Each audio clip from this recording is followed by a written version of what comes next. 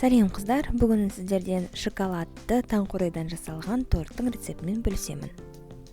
Бізге қажеті 200 грамм ұн, қопсытпа, 40 грамм какао, 1 қасық ас содасы. Жақсылап араластырамыз.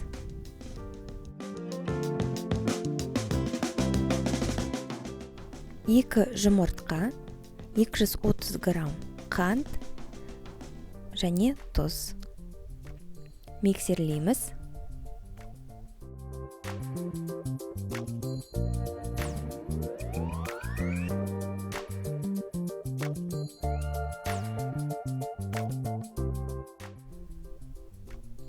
Дайын ұнымызды, яғни құрғақ заттарды қосамыз, бір бөлігін әзірше.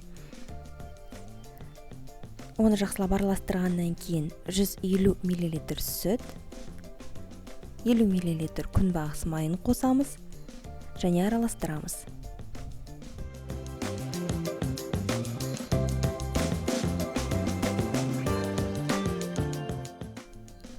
Ұнның қалған бөлігін қосамыз. Жақсылап барлығын араластырғаннан кейін біздің қамырымыз дайын болады.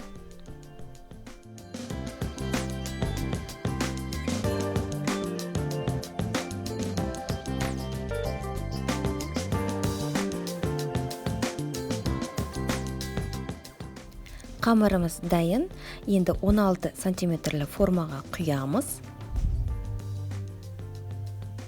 Қамырымыздан 3 бөлік шығады.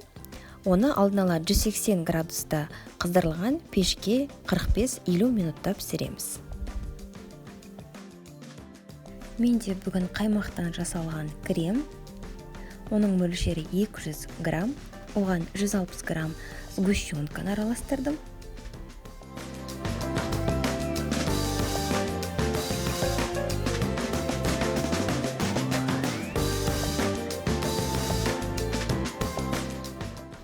Келесі бізде ол торттың құймасы таңқурай. Таңқурайды отта міндетті түрде қыздырамыз және оған 1 ас қасық қант қосамыз. Крахмалды жақсылап ерітеміз суда және бұл крахмалды таңқураймен араластырамыз. Таңқураймен араластырған жағдайда ол қоюлана түседі. Ол уақыт аралығында 3 қоржығым дайын болды.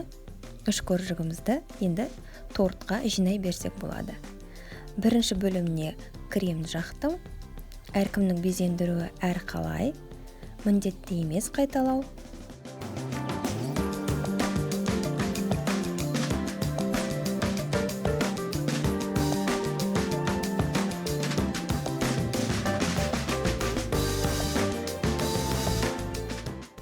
Тортымыз дайын, міндетті түрде жасап көріңіздер және комментарияда бөлісіңіздер. Астарыңыз дәмді болсын.